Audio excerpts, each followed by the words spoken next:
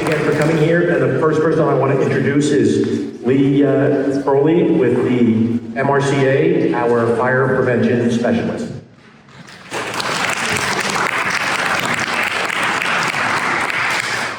Hey everybody, how's it going? So I'm Lee Adams. I've been with MRCA since 2014. I was a former wildland firefighter with 9 seasons under my belt. And then we actually also did 4 pile burn operations up in the Morro Bay area, which was back in 2015 and 16. But since then, I'm now serving as the fire prevention specialist as well as the public information officer for these projects. And I'm here tonight to support Brad in his presentation. And with that, I'll give it to Brad. Hi all, I'm Brad.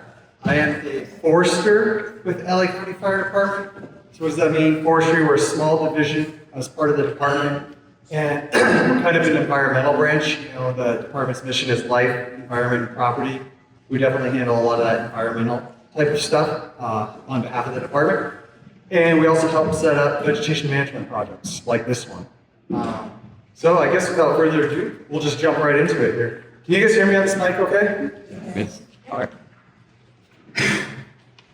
So today we're just going to be discussing summit to summit and the pile burn. This is actually a picture of the piles here along summit to summit. I'll have some maps and different things like that to go over. So we're going to kind of start big picture and a little overview. Why are we doing this? Like, what's the purpose behind it? We're going to do a little bit of Fire 101, I guess you could call it, Wildfire 101, with the fire triangle, fire behavior triangle, our fuel moistures and different things like that. And then we're going to get into our actual process of developing these projects and how we chose burn and everything. So one of the biggest whys, this map is a little old right here, and I know it's going to be pretty hard to see, but you can see for 30 years from the 60s through the end of the 90s, there were our biggest fires in LA. We're actually updating this map as we speak. But then over this next 25, now 26 years, you can see how that takes 2/3 of the graph, right? That's just an outline of LA County, but within that circle. So our fires have been growing in size and frequency over the last 20, 25 years, and they seem to be increasing, right? So ones that we're going to be adding onto this chart are the Woolsey Fire, 2018, Bridge, and Palisades, right? All ones that we're pretty familiar with in this room. So we need to start addressing more of these issues through prevention. And there's many different ways we're doing that. This happens to be one of them. So why are we doing it? So one of the main things that we hear a lot about is, you know, why are you doing anything when all these fires are driven by wind? Well, they're not all driven by wind. The station fire was field and topographically driven, going up mountains and different things like that in 2009, right? And it was one of our biggest fires. The Bobcat Fire, which actually burned all the way across the San Gabriels from Crystal Air and Juniper Hills on the Antelope Valley side, all the way into the back of Sierra Madre and the foothills on the 210 side over there. You know, and that was more of a topography-driven fire. And even the Palisades grew to the north after the winds died down, right? We had the winds out of the North Santa Ana winds, but the Palisades fire continued to go north towards this community when the winds weren't blowing at 8 miles an hour out the north side. So another reason we're creating this pile burn as a strategic fuel break is because this can help a fire from entering your neighborhood, right? On any normal day, when there's wind or an ignition within the valley. This provides an opportunity for engagement for fire resources to anchor in to help fight a fire. And because it can help a fire from originating in your neighborhood, somewhere in Topanga, from spreading into the wildland and going into other communities or into the wildland areas. You know, so outside in and inside out, right? And burning is a very natural way to reduce fuel load. We've been doing it, well, we haven't, but we, the fire department, but we've been doing it for millennia, right? From Native Americans here over time. It's been going on and on for thousands of years. And really because I don't believe, and this is a little more personal, that catastrophic loss is the only answer. Of not doing anything and just standing by and letting fires happen is the way to go, right? That's not my job, it's not my personal belief. So I don't think that's the answer. I've been doing a lot of research, and I found a great quote in this book. In principle, the money that fuel breaks save by reducing the cost and damage of threatening a wildfire can be greater than the cost of the break itself, in addition to the reduced benefits and reduced danger and human suffering. So I thought that was a really nice quote on prescribed burning from this book. It's a great reference, it's a great resource. We've had it sitting on the shelf. I went back and revisited it. You know, it's more like a college textbook type of read, but it has some really good material in there, if anybody's interested. I'll let you get a picture. I have a copy with me too. I can let you check it out afterward if you need be. Good. All right, so this here, and I'm going through this quick, and this is really more of a forum, so you guys can ask questions. I hope I'm gonna answer a few while we're doing this and talking about the process and procedures and all of that, but this is really more a chance for you guys to ask questions of us, me, on what we're doing, how we're doing it, why we're doing it. You know, I tend to talk fast when I'm up here. It's not intentional. If I skip something, raise your hand, be like, hey, can you clarify that point or something like that, but let me know. So, everybody's familiar with Watch Duty in this room. Is anybody not familiar with Watch Duty? Okay. Excellent app, right? Everybody in this room should have it on their phone. It's a little hard to see on the screen, but Watch Duty highlights prescribed burns as well. So I took this screenshot this afternoon. Actually, I didn't have this slide in here before when I was developing this. And I was like, well, let me see what's going on. And because there is a nationwide reporting system, all of these burns are happening today, February 17th. And are on the list, you know what I mean? So this is not a new thing, it's not unusual, but you can see that here's Point Conception, Santa Barbara, LA, right down through there, Ventura, then maybe it's a little more unusual for us, right? Like with that big gap in there, but you look at Northern California, you look at down at San Diego, there's Arizona, Nevada, like there's burns happening across the Western United States right now. And you can go and click on those, just like in Watch Duty on the Real Fire, and find all sorts of information and maps and everything like that on those burns. So the purpose, and this backs up to kind of the higher level of our program, which I help manage for the fire department, right? Is reducing wildfire risk, protecting communities, and protecting habitat. So I'm a forester in the Community Risk Reduction Bureau, right? Is the name of it. We're also responsible for defensible space inspections, so all those flyers you get in the mail, it's not mine. I didn't mail you those. Trevor Moore, that's who you want to write to, M-O-O-R, right? He's the guy for that, but he's my counterpart within the Forestry division, right? Because we really believe in what I call a three-pronged approach. Home hardening, starting at your home, then creating defensible spaces, that second prong, and then strategic fuel breaks is that third prong. And those can take many shapes and forms, right? Immediately adjacent to communities and around, and ridges and roads and stuff. So, how do we achieve these three goals, right? This is our strategy here, if I'm in anybody's way. You know, so how do we do that? By reducing the amount of emissions. So working along roadsides and different things like that, through education, through fire safe councils, community wildfire prevention plans, even defensible space in your yard. A lot of, you know, ignitions will happen with someone working in their yard. And decreasing the fire behavior, right? So when we're doing these fuel breaks, we're reducing the amount of energy released from the fire, the amount of ember production in certain areas, and creating opportunities for engagement during suppression. So fires change rapidly, going from uphill to downhill. We have an expert on that here, so I'm not going to speak to that. But if anybody has any particular questions on fire behavior, this fine gentleman over here to my right is the expert. Kevin Montoya, everybody, sorry, introduction. He is our prescribed burn boss. And so by putting something in on a ridge, it provides that opportunity where we can actively get in front of a fire or anchor, you know what I mean, and work our way out and have a predetermined spot that we can go to rather than having to put that in when the fire is happening and line that all out. That's all there beforehand.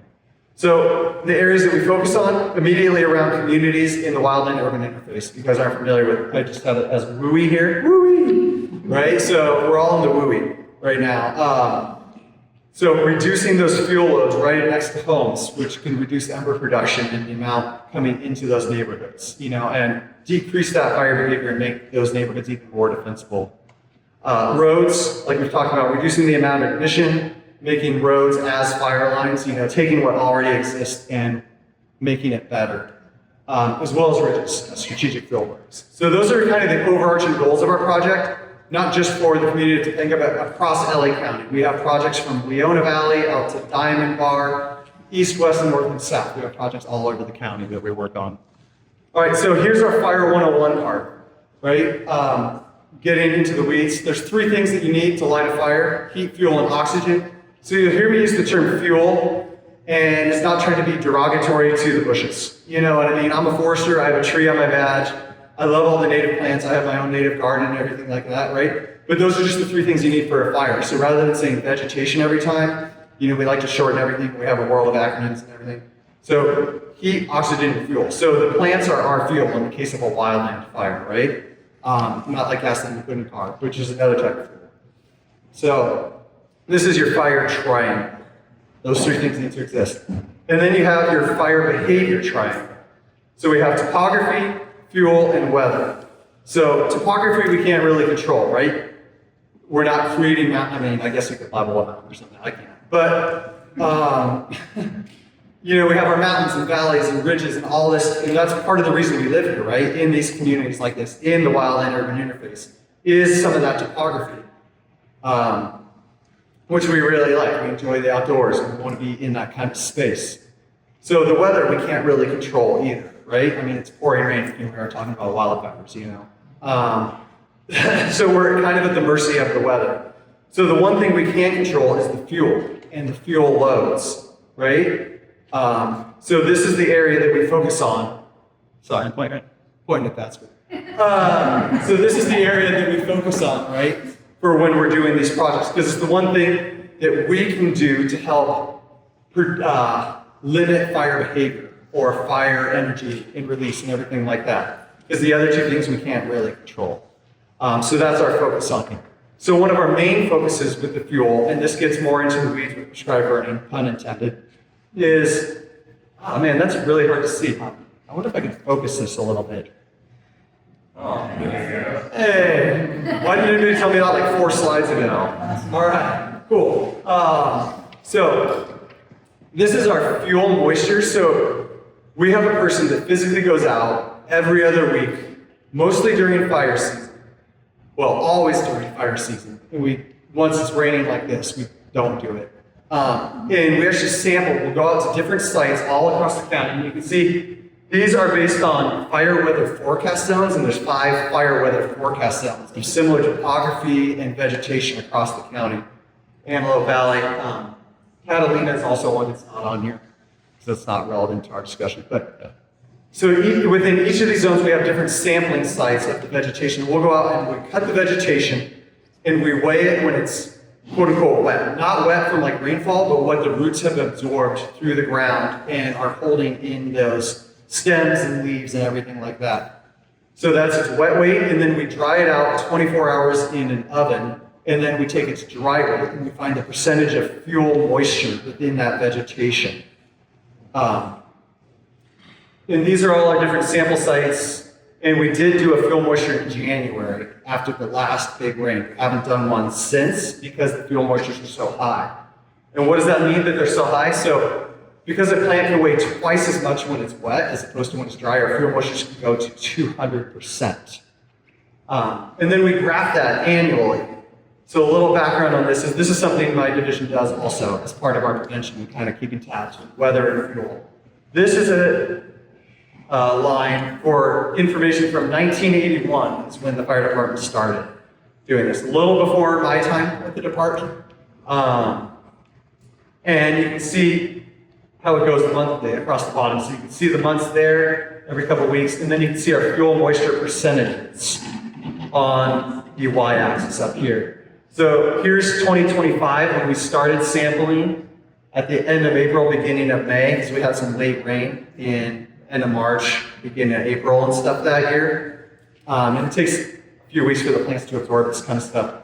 And then as it tails off through the season. So when we reach 60%, we call that critical fuel moisture, and that's when live fuels can burn like they are dead.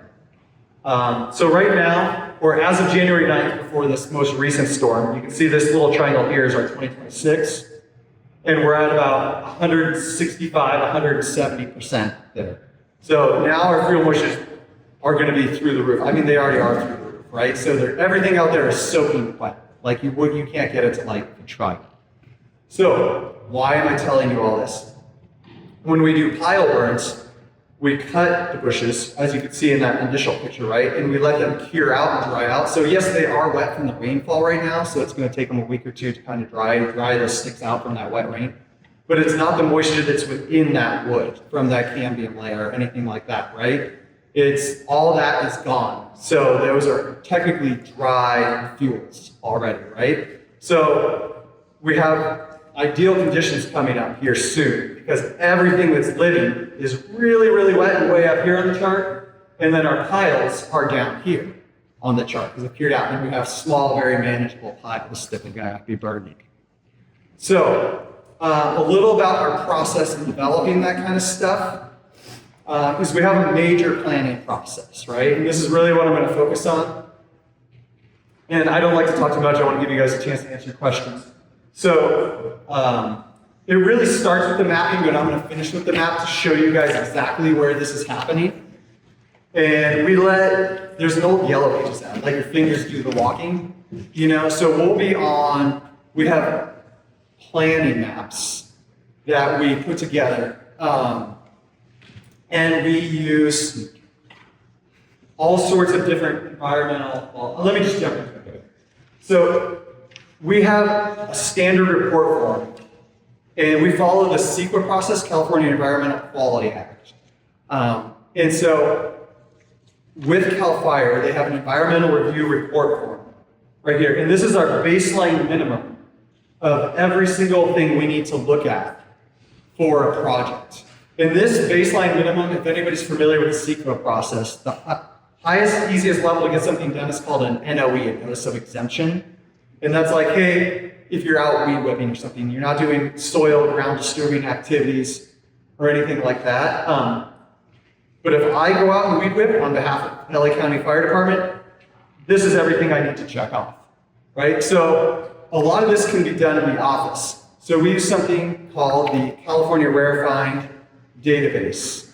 And it's a prescription thing through the state of California Fish and Wildlife.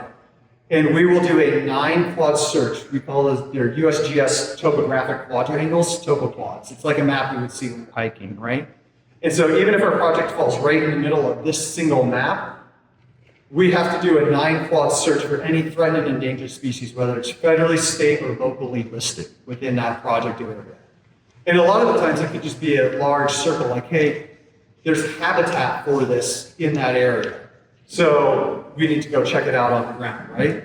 And one of our main things is if there is something that's like federally listed or state listed, we're not going to do a project in that area, right? I have a tree on my badge. I'm not out to like go pave the earth so that there's no fire problem. That doesn't make any sense, right?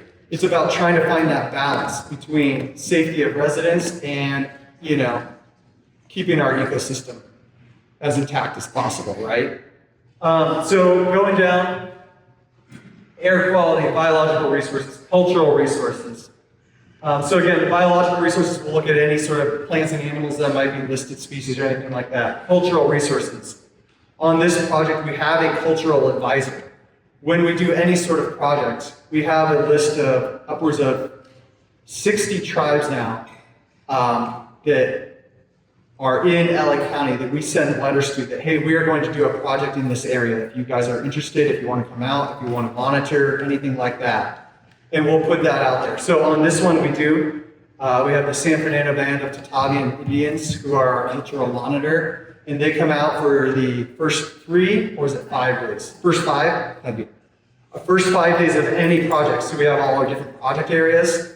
And they'll help monitor that project and look around and find if anything is found, then they can take those artifacts and then, process them through their tribes and through those type of connections and stuff like that. And making sure they're following those. Geology and soils. Again, that's more like mapping soils reports, different things. Emissions, we'll get into that here in a minute. Any kind of hazardous materials, hydrology, air quality, are we going to affect the watershed? Are we looking at downstream stuff? So a lot of our foresters are qualified resource advisors for the U.S. Forest Service. They're also fire suppression repair specialists, which look at all downstream resources, which is a CAL FIRE type of position. So we employ both of those type of people. And we use the same thing that we do on wildfires, but just preemptively, proactively, so to speak, for these burnings. Land use planning, noise, population housing, all these different things. And I can bring this back up if anybody has any questions on any of those specifics. And then out in the field, we'll actually go and ground truth all that stuff. Hey, is this that soil? Does this plant really exist here? Is this habitat for that? So for instance, right now it's nesting bird season. And anywhere with California sagebrush, Artemisia tridentata, if anybody knows out there, is habitat for gnatcatcher. And so we'll go out there, a ground nesting bird that like to go under those. And at the beginning of February, they start to build their nests for breeding season. And so we'll go out there and actually look in the bushes. I had 2 people out today in different projects. And we'll flag those as avoidance areas or that kind of stuff. If there's any sort of nest or sign of those birds being in that particular area. So this is Dan Sanchez out on another project as the environmental monitor. It's right there.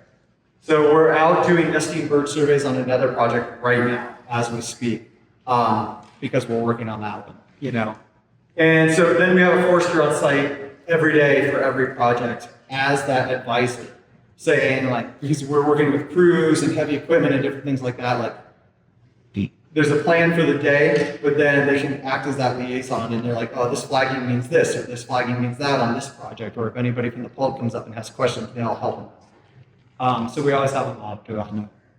So then we also have a burn checklist, right? There's several things that happen on this. So there's a creation of a burn plan, which creates the prescription. Okay, hey, this is the type of fuel we're in, this is the type of topography we're in. You guys remember that triangle? So this is the type of weather we need, right? We use prediction modeling for these fires and what could happen, everything like that. And so that creates that window in the plan. Okay, hey, you're burning piles, you're doing a broadcast burn, you're doing X amount, you're going to need this many resources, it has to be this type of day, the weather has to be, the humidity has to be this, the temperature has to be that, the winds have to be this. All those type of things to create that prescription. That's why it's called a prescription. Part of that is a smoke management plan. What's going to happen with the smoke, right? I know that's a big concern, all the particulate matter and everything like that. So we turn in a smoke management plan to the South Coast AQMD at a diamond bar, and they have to approve our plan. They can shut us down, But they say, hey, if you are burning on these days with this type of weather and this and that, then we will approve this plan. In this one, we have an approved smoke management plan from the AQMD. So in FC 400, CAL FIRE breaks into north and south, and they are the overarching fire agency for the state of California. We are a contract county for CAL FIRE. We provide fire service within the county of Los Angeles on their behalf, but they still have to sign off on us doing a burn permit, right? It's not just in-house.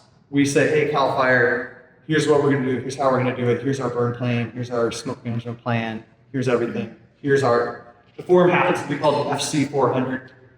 It's neither here nor there, really. But so they are signing off on it at the Southern California regional level. And then we have a go, no-go checklist for that day. You know what I mean? So if it doesn't fit prescription, we're not going to do it. Hey, the winds were predicted to be 3 to 5 miles an hour. Okay, that's a light breeze. Oh, they're 15 to 20 miles an hour. Hey, we're calling off the bird. There's a go, no-go checklist morning of. Right there we're working on. We have an incident action plan that gets built. And so an incident action plan is just like something we use on a wildfire that has all the resources and all of their assignments for that day and what they're going to be doing. It has a safety element to it. It has a communications element. It has a medical plan. It has a contingency plan. It has everything in there that we would do to fight a wildfire and do a morning briefing and stuff like that. If anybody was able to watch any of those briefings or anything or familiar. So that packet is sort of our gospel for that day of what the plan is going to be and how it's going to work. So we develop that in advance. And that goes all the way up to our chief deputy to sign off. We have our own internal bird policy, which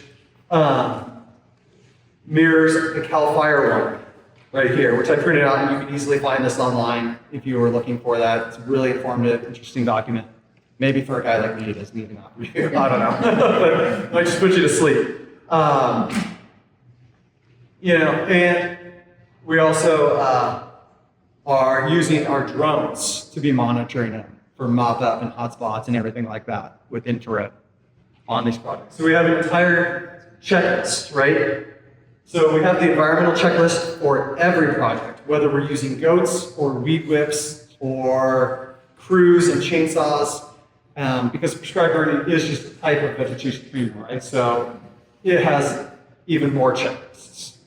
So here's the map of where things are actually happening, and that's why I kind of saved it till the end.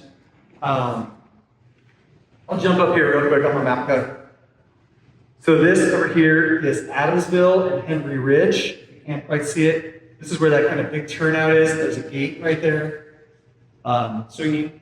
This is Africa Lookout, MRCA refers to it, but I actually found it on Google Maps. I had never heard that name, but if you zoom in on Google Earth and stuff like that. And so this east-west ridge extends from summit to summit motorway out to Topanga Canyon Boulevard, right? And so we have that ridge because it's perpendicular to the typical winds and to the topography, right? So that provides that real opportunity for engagement of where we could stop something. And then it continues across the boulevard here, up this ridge. Sorry, oh, there it goes. And ties into a field break right into the back there, like just south of us right here, right? Here. So this provides a connection point for Glenview and the rest of Topanga down through there if fire were to come from that canyon. Or vice versa. It started in Topanga. And we had an onshore wind, which we have most of the time in Southern California, going out into Calabasas in the valley. So that's where the project sits. And it's just a series of piles, very small piles. It looks like a campfire, when we have it going. This is a picture of one right here. Let's see if I didn't want that. A pile burn we did in the Bradbury Duarte area, which is off of the 210 San Gabriel foothills, with very large homes all around it. This is in a canyon. We're reducing the fuel load. The canyon's totally choked out with eucalyptus. They were planted 50, 60 years ago or something like that. I don't know exactly how they all got there. But there's two communities right on either side of this canyon. It's just full of eucalyptus. And so you can see March 2024 is a very similar time of year, very similar green grass all around, pile right here, guy on a hose, a crew watching, tons of resources all around and everything like that. This is essentially what it looks like. And then, so what are our effects, right? What are our results? What are our goals? What are we reaching for here? Decreasing the fuel load immediately adjacent to your community, and create opportunities for engagement during fire suppression, and increase resiliency to wildfire for the community of Topanga. So that's all I kind of have. That may have not sounded brief. I was trying to really make it brief as possible. I feel like I've talked way too long though, and I'd like to open up to questions, Ryan. Okay, if anybody has a question, will you please just hand them to Patty and we will take them in. As our attendant Susan, Mr. Tanner Cards. I have the first question, and that is, while we're getting cards together, after you work on this one, and that is, when will the community know that the pile burns are happening, and how will we be notified? Yeah, so there's a couple ways. We're looking at windows in early March, just weather dependent here, because we have to fit that prescription. And this rain is supposed to maybe go through like next Monday, Tuesday with that. And so we have to have a couple of weeks for everything to dry out. One, for the roads to kind of dry out so we can put engines and crew buggies and everything on the road without them getting stuck, as well as for the fuels to get rid of that rain moisture in those piles, right? So we're gonna have some good windows coming up. And it's just it's a matter of time because we don't know the exact date or anything yet. But the notifications that we'll make is one, through our social media account. Two, we'll be doing outreach through the Fire Safe Council and TCEP. We'll be doing it through the supervisor's office, as well as Watch Duty has them up there. How many days? What? Okay, the next So, sorry, we had a little bit of a follow-up question. We look at a window of time, and so we're looking 7 to 10 days out initially, and then the weather gets more and more accurate the closer you get to it, right, with the predicted weather. And so we may say, hey, this is our coming window, and we'll start notifying some people, and then as it gets closer, I just lost my mic. You guys can hear me anyhow, right? Yeah, it's not very big. I don't like holding that anyway. As it gets closer, we'll have more, and we'll put out those notifications. You know, and there's always the caveat too with our go no go checklist. Hey, the conditions change. We didn't get a lot of humidity recovery overnight, or something like that. Everything's too dry, or the wind's too much. We're gonna call it off, right? And just because we put it out on a social media blast or something like that, but then the conditions don't fit our prescription, doesn't mean we're gonna force it because of what we put on Instagram, right? You know what I mean? We're gonna have safety first, always. Will there be any of this done on Dirt Mall in the northeast top of Topanga? If you were at some point, Santa Maria Road, reduce the fuel in the northeast of Topanga, and it kind of goes into another question: are there going to be other pylons in other areas in between Tuna and Las Flores? Okay. Sure. So kind of a two-part question. We do have a burn set up at where Santa Maria Road dead ends into Dirt Mulholland within that saddle up there. That we're looking more into the future of the probably June, July type of time frame. And that's for two reasons, really, because what happens on that type of burn, so remember we were talking about fuel and the fuel moisture. So all the grasses, so here all the grasses surrounding our piles of heavier wood are very wet, and our heavy wood is very dry because we cut and piled it several months ago, right? And now it's had a chance to cure. And then in that case, when we're doing that burn, and we'll have another meeting about that down the road because it's in the future, all those grasses will be dried. But if I go back to my fuel moisture chart here, our fuel will still be up in this range for this type of area in this fire weather forecast down at the Santa Monica's in this range. So we'll be burning that understory of all the invasive grasses while the bigger, heavier stuff, those sumacs and that chuis and everything, remains green and wet, so those won't burn. But yes, there is a plan for that. Plan for more pile burns. We don't have a plan right now for any more pile burns in this immediate event. I have a question to follow up. Can the fire department do pile burns on private property? And why do pile burns versus chipping or chipping or other methods? Sure, so in this case, yeah. Why did we choose prescribed burning? Chipping is a method, but due to the steepness and the topography, or to get a chipper in there would be very difficult. And the manpower it would take to cut all that stuff and to move it all out up to a location where we could have a chipper located, you know, and then having to haul away all that debris from that would be very expensive and very labor intensive. So I'm a taxpayer, right? And I'm paid by taxpayers, but I want to be a steward of that dollar. So we're trying to look at the most effective thing for each given area, whether that be a goat, whether that be mastication. You know, so we use something called a masticator along our roadsides to help increase the width of the road and reduce the fuels right along that road, right? For those ignitions as well as for a strategic fuel break. And we've purchased some masticators thanks to MRCA through this grant that we are going to be using. They're being built as we speak. And those masticators, using those along the roadside is a very cost-effective way to do it. One, because I didn't pay for it. MRCA did, thank you. And two, but no, even if it was county fire buying that thing, instead of running goats for 10 feet off of a road this long, it would be, you know, insurmountable, that cost, or having crews go all along and paying each of those guys every day to be out there over and over and over again, then we can take a masticator. It's a much more cost-effective way to do things. So in this case, pile burning was the most cost-effective solution for this strategic fuel break. Excuse me. Okay, when is the last month or the latest in the season that a burn can be done? Again, it depends on the type of burn and the area. So for our area, again, these are just generalities, right? So I don't want to be held to anything. Like there's no hard and fast, like, hey, July 1st is the ultimate deadline for this or that. You know, we could have some late season rain, April, May, or something like that could push things out. You know, again, we can't predict or control the weather.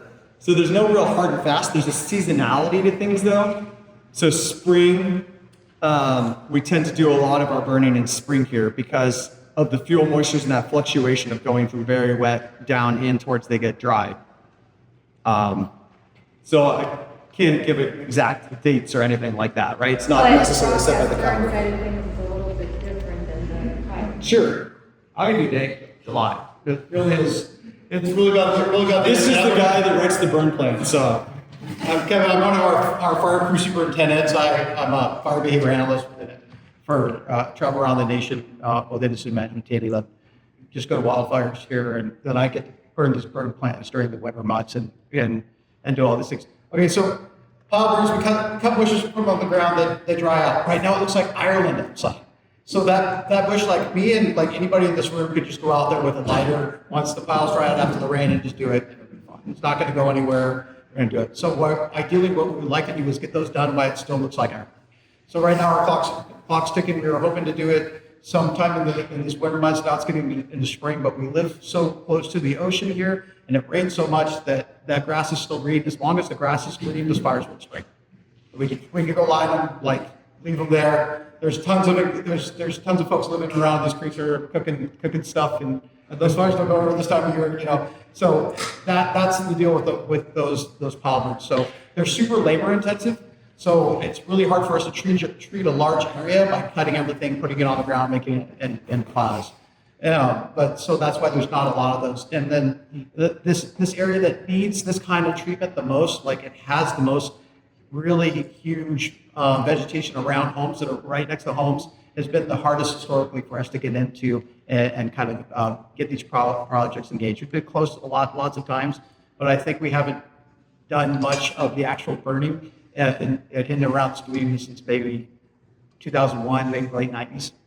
And so spring pile burns, that's what we're trying to do. When we do more of where we're just burning brush, it's on the ground, we can do that up until like around when the fire season starts. Again, it's later here because it's closer to the ocean. So as soon as the grass turns brown, then we can start getting fires. So that's why people that are doing weed eaters around their homes hit a rock with a metal blade and it starts a little fire and it gets going. Your primary threat here is the wind. And so we don't want to have any fire on the ground and put it out and have it all be where we think it's good and then have a Santa Ana wind come. Santa Ana season starts about September. We get 1 in September, 2 in October, 3 in November, 4 in December. And then eventually it rains and then nobody pays attention to when the wind is coming in for. It's not a threat. And so that comfort zone for us is because we're so close to the ocean, we can maybe stretch things into July. Usually it's kind of once fire season starts, we move on to suppression and we don't try to put more on our plate and have any of that kind of liability. It's kind of counterintuitive. Like as soon as you see that grass turns brown, we can burn stuff on the ground. The brush around here, the bigger plants around here, because we're so close to the ocean, they're going to take months to dry out, depending on when the rain stops. So if we keep getting rain like this, your real fire season threat doesn't come until right around the same time as the sand is plucked. So we usually don't if we get fires, they remain relatively small here until the wind starts blowing. So we just want to stay really far away from it. Okay, there's 3 questions here. 2 I'm not sure that you're going to be able to answer. Here it goes in a comment. Were controlled burns done in the Palisades prior to the burn that you know of? We had goats above Palisades, all cut over fire, cleaned up the mold just like all of us. The other one is the fire equipment repaired on 1/7/26, and then the water is still not in the Pali reservoirs, are they in Topanga? So, okay, Palisades, City of LA, I don't know if they had any projects around the Palisades there. I can't speak to any of the reservoirs and what's happening with those. Different agency, different city, different everything. What was the middle part of that question? Is the fire equipment repaired that wasn't on January 2nd? Fire equipment. City of LA equipment, I don't know. I can't speak to theirs. And I can quickly comment about the reservoir. I think we're talking about the San Ynez Reservoir and the cover the issues with that. And so they're still working on a solution for that. But the only reservoir in Topanga would be the the one on Reseda in that area, I don't believe that has anything to do with the San Ynez situation with the covers there. And as far as I know, that reservoir is working as it normally does. The San Ynez reservoir is the one with the cover issue. In the city of Los Angeles. Yes, that's the city of Los Angeles. Both of them are the city of Los Angeles. Yeah, it's all city. Oh, I have a question. How wide is the clearance there, and how wide are you clearing on the So you can see it here. This is Summit to Summit. So here's the trail in the middle of the ridge. And this is taken from Summit to Summit water that Africa lookout. This picture's a couple weeks old now. Right, okay. So you can see it from here to here was about 30 feet wide. It's about 30 feet. So traditionally, how you would make a fuel break is that you'll put a bulldozer on the lake conversions. You'll be able to see it from space. It would look like that forever. This is a little bit, not a little, this is a lot lighter on the land. So to get the same result, we can cut all those bushes, put them on the ground, burn piles like we've been talking about. Now you maintain all the root systems of all those plants so you don't cause erosion. You can't see it because it's not cutting into the earth. And it'll give us pretty much the same end product, you know. It's not going to last as long because the root mass is all still there. All those plants are going to grow back.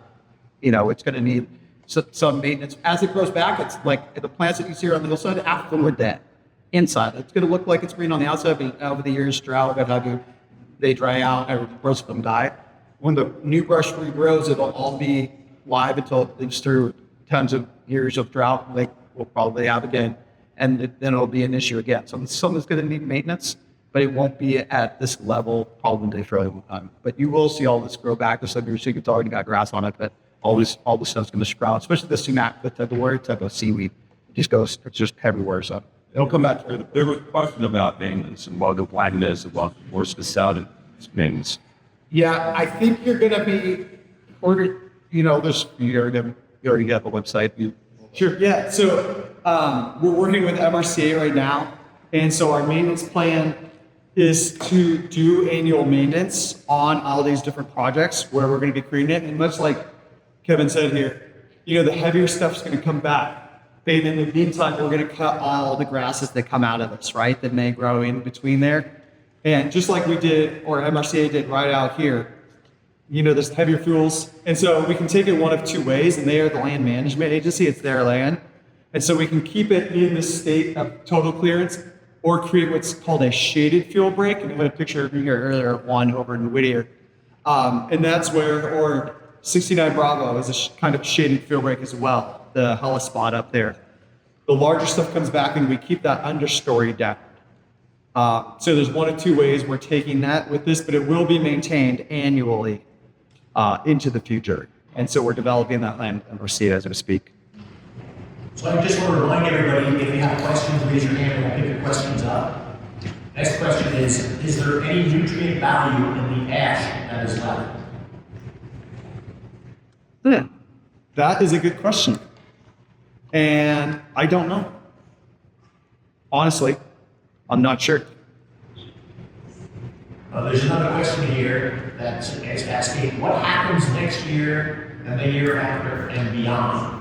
You're talking about in terms of... So that's kind of the maintenance plan, right? I don't know whose question that was, but yeah, doing that annual maintenance.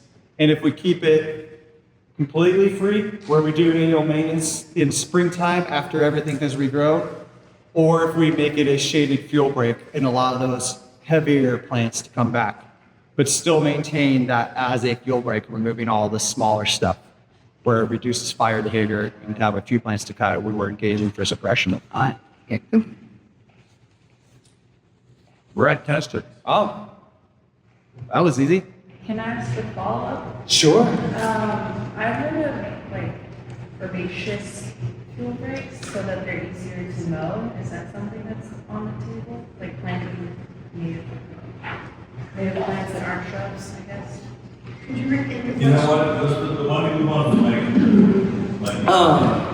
make, It's not something we've discussed. It's an interesting idea.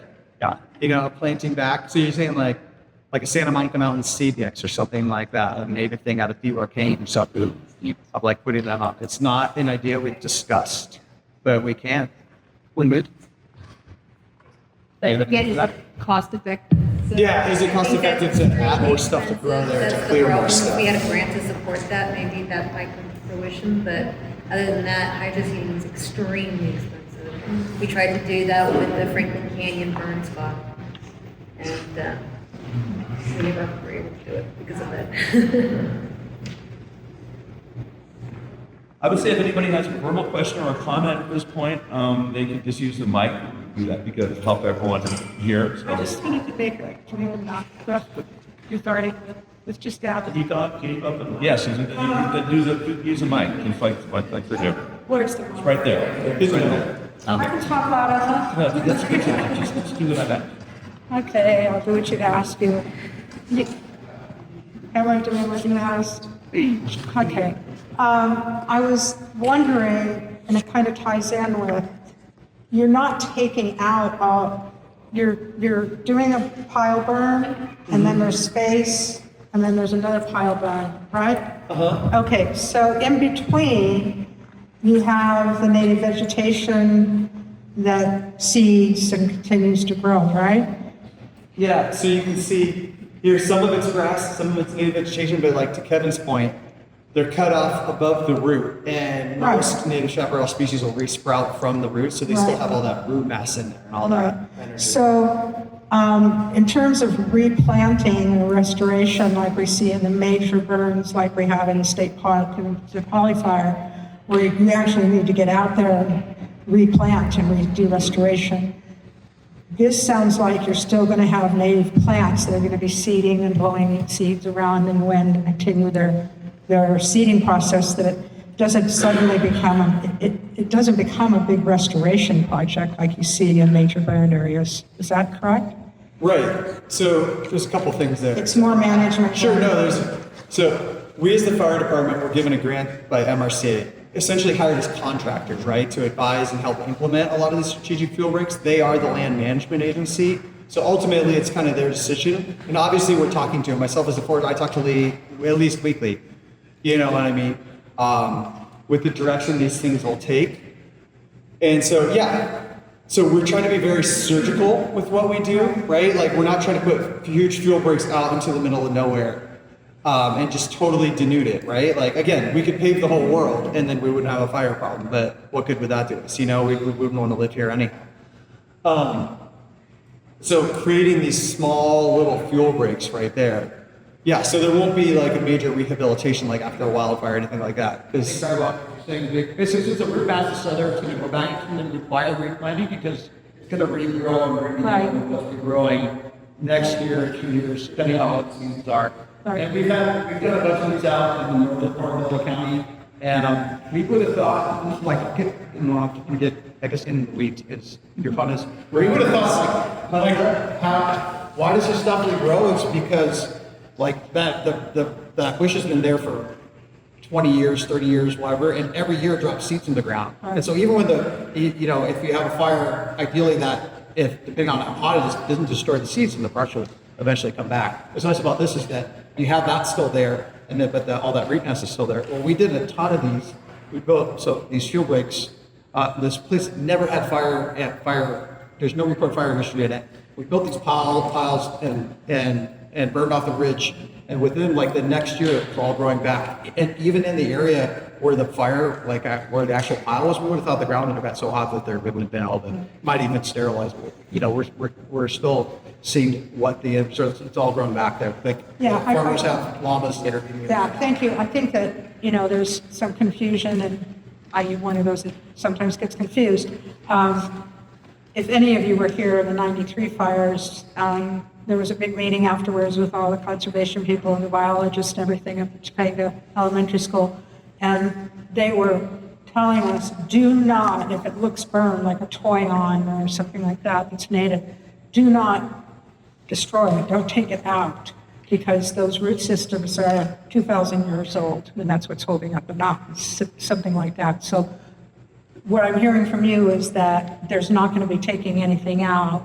No. It's native by the root systems. So this is when it's all above Greek cuttings. Right, and it's not going to all the have. root systems still exist in most chaparral species, at least the larger woody ones. can resprout from Right. their root. It's an adaptation to fire Exactly. that they've developed over the millennia, you know. And you're not taking any oak trees out, which are the biggest No. adaptation. And I rent a whole unit that protects oak trees. Good. So, yeah. I see. Okay.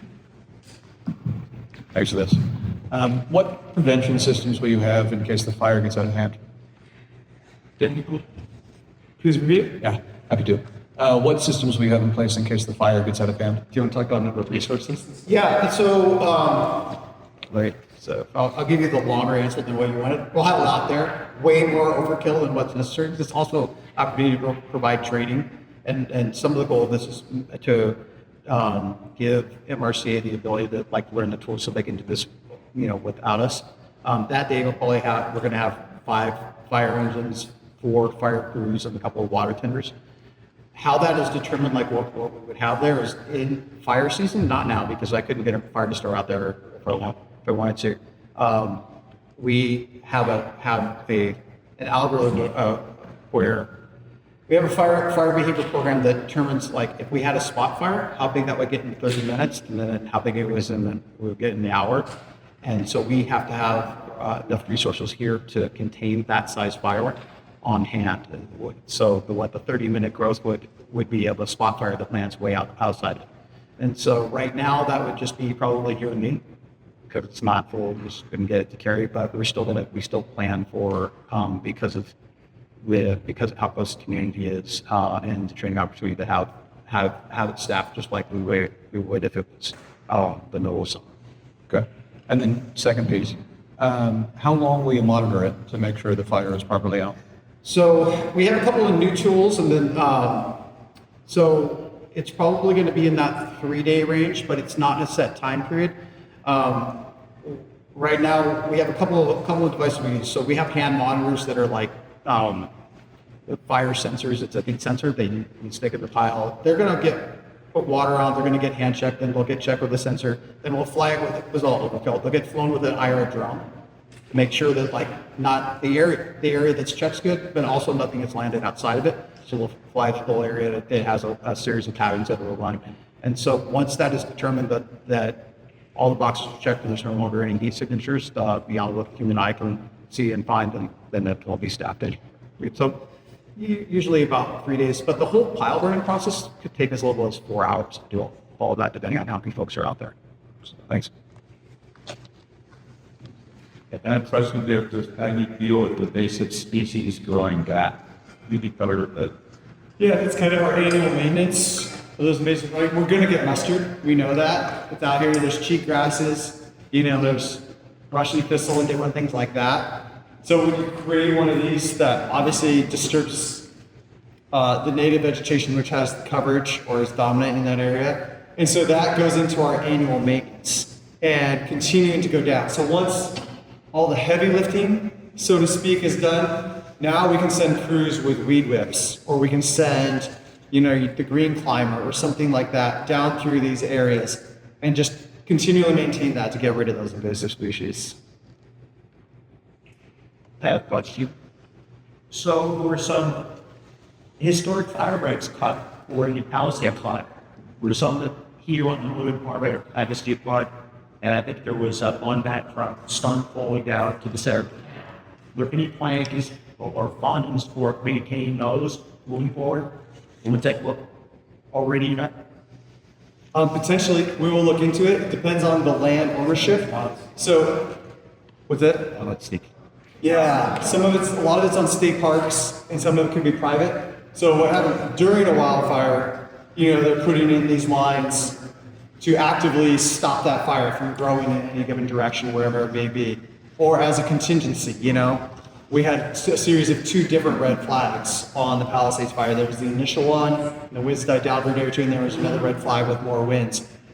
And so when you have the resources there, they're putting in these lines to make sure they contain it. But that's something we can look at and talk to state parks about. What percentage of the land mass are you treating?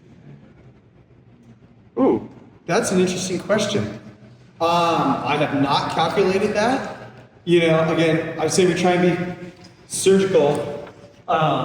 I would have to try Can I and. have some numbers? We don't have them here. Here's, Oh, you do? Okay, like defining the community of Topanga, defining the actual landmass. But you can see it's very slight for this pile bird here. That's too bad because it's up in the anchors. Yeah. On the extract, Yeah, so they're using it, and that's why we call them strategic fuel breaks. East where we're like, hey, where can we get the most for the most, right? Like, what is the most beneficial with the least amount of impact? And that is my job as part of the fire department, right? Balancing that ecosystem with community risk reduction, sort of. So how can we be more precise? How can we get in there and stuff like that, rather than just doing wide swaths of stuff? So, because it also behooves us as taxpayers, right? The less amount of land we treat, the less labor intensive, less machinery, the less everything we're using, the less we're paying for it. And so we're trying to get the most bang for our buck, I guess, if you boil it down to a sales pitch. I think I would do that, and we'd be pretty go on if we can. Yeah, a couple things. So, you sure? There's 205 piles, all at the same time. There'd probably be, So 4 fire crews, that's 48 folks plus 5, another 20. So there's going to be about, That's all that we're seeing. no, yeah, so there's going to be about 75 people out there doing it. And so if you can see how it goes fairly quickly, each pile will take less. Well, it take about 30 to 60 minutes for each pile to burn out locally. So it's not, it's not going to be, it's not very exciting. One thing that, like he's trying to show that like this isn't that big of a fuel break. This fuel break on its own is just one part of what was hopefully like a relationship that we'll build to allow more of these projects. I ran one of the divisions that was in Topanga, Canada, in the Palisades for 16, 18 days, something like that. You need a lot of work. That we just focused on bringing after we got the fire contained and kept it out of the Fernwood neighborhood. We just trying to make it so you can drive in and out without, if there's fire in the neighborhood, without getting killed, and try to provide some spaces in the community where you guys can go to if you can't get out. That's where we're starting. Ideally, I would love to be able to come down these roads and make everything look manicured and whatever, but we're dealing with a lot of people that own the property, and there's a huge amount of environmental regulations. There's the Coastal Commission. Our little fire logo that is for our prescribed fire program is a picture of Sisyphus. It's the dude that for eternity has to push the rock up the road and fall down because the environmental regulations are so heavy and so much that it almost feels like an exercise in futility. So for us to get to the point where we're actually able to put some fire on the ground and start making a difference in the community is a big deal with us. It's going to start with this really small fuel break that's a start that we can use to make bigger projects or move around. It'll show that like it's going to feel very anticlimactic because a fire, you have a picture in your mind of what the Palisades was when they had a fire in the summer, and then the winter when everything's green, they're just a bunch of campfires. So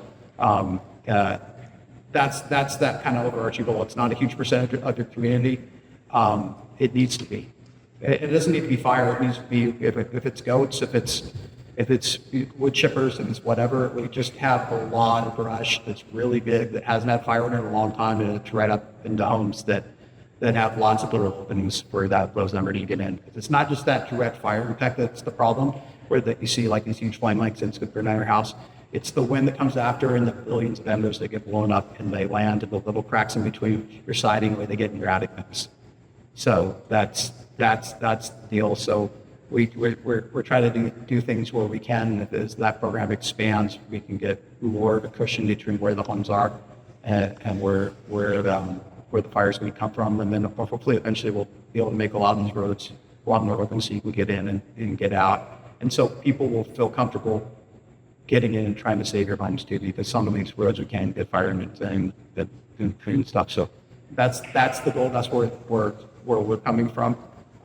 And so whether it's maintaining a fuel break created in Palisades that we had put in, then that's the goal is for us to just, at least we got a little bit of footprint from the Palisades that we can carry over, because you guys got really lucky because the fire didn't start with the wind blowing at the top of the canyon.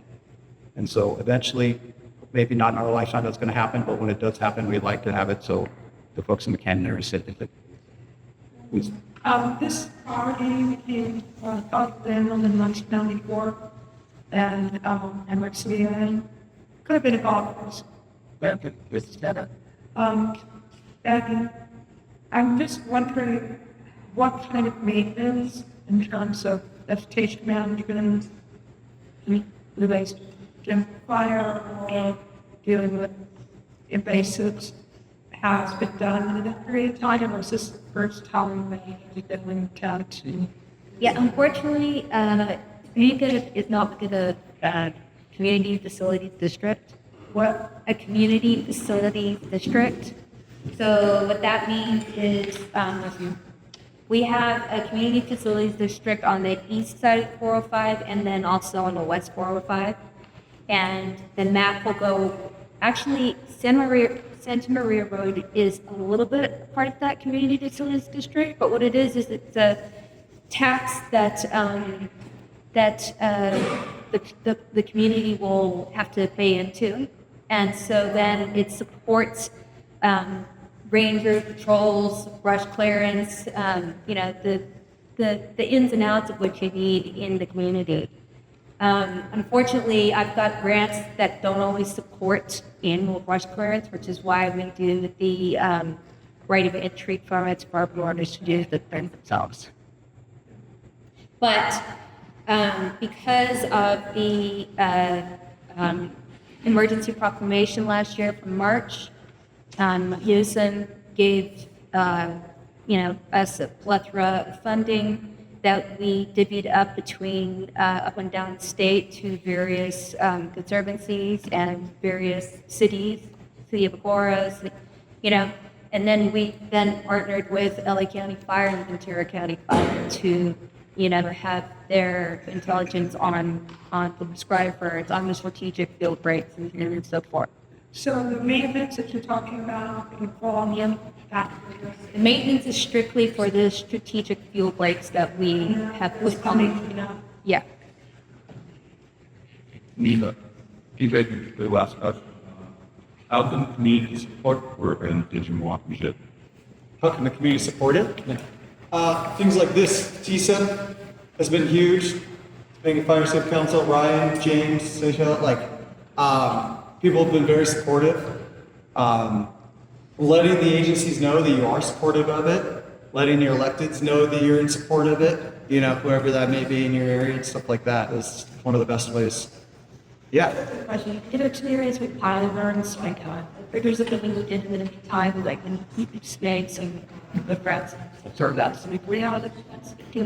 Yeah.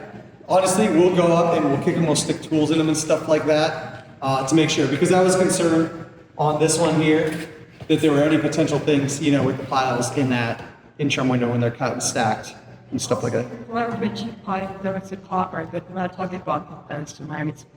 No, so that because we're not doing that yet, I didn't want to confuse either. Yeah, no, totally. There's two different types of prescribed burning, pile and broadcast. I was already there. Yeah, so we're gonna burn the piles. And then the broadcast burn is Santa Maria Road through Mulholland, which is going into June, towards the end of the season. So we're gonna have another meeting about that when the time comes. We just didn't want to confuse or overlap the two. Yeah. does this require any resilience certificate? No, this shouldn't require any road closures. If they can, anything like that. There'll be signs along the road. We have big, orange traffic signs and stuff like that. You get your notice detected to be pallets. Yeah, nothing's going to be closed in that area. I have one more question. They said one for the crowd, which is how many people have gotten their activation died in the last year? All right. So, please, yeah. Your question is actually concerning is, so the last burn that I was aware of, I was talking to people to visit was at Mountain Creek State Park, and the gold static for many years ago invasive species like torch and thistle, like you said, that covered that layer by the building house. I think most of these burns are defensive burns, right? Are there any plans for the same type of coals and invasive species? I'm the brothers or these are all defensive. These are defensive type burns here, or strategic fuel breaks. We do ecological type of burns. Our Tonner Canyon burn, which will be like the Santa Maria Road near Mulholland area, we're burning out all the invasives under the natives, where we take all that grass and the thistle and everything like that. And on that flyer that you got, we have our website as well as the MRCA website, as well as a couple overarching with the Governor's Task Force on Wildfire Resiliency for the whole state and big picture type of stuff that's happening. Up in the north, we worked with Transitional Habitat Conservation Authority, which is when people put in solar farms, they have to set aside the same amount of acreage for Joshua trees, and they'll go out and collect tumbleweeds and everything that grows, all the invasive grows there, and pile them, and then we go help them burn them, because Kevin's a burn boss, and we have the amount of resources and engines and stuff like that. We're discussing doing some burns in the North County where the golden spotted oak borer is, because there's evidence from some tribes in San Diego that inhibits the movement and spread of GSOP, we call it for short. You know, whether it's the heat or the smoke, I'm not sure yet. I don't know if anybody is, but like UCANR is studying that along with the tribes of San Diego. And so we're in talks with agencies and other different landowners to potentially do more ecological type ones as well. On that note, it is 7:59. We nailed it, right? We want to keep everyone on schedule here. Mark, thank you so much for making this presentation. Love it.